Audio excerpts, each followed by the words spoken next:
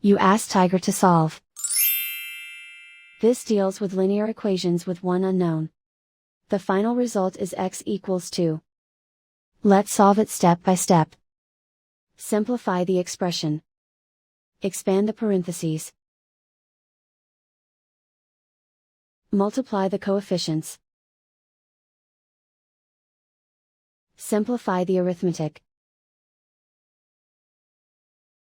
Group all constants on the right side of the equation. Subtract 32 from both sides. Simplify the arithmetic.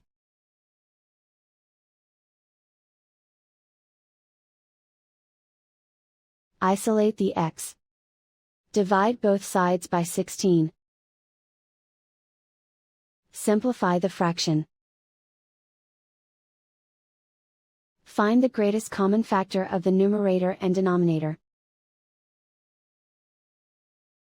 Factor out and cancel the greatest common factor. And so the final result is x equals 2.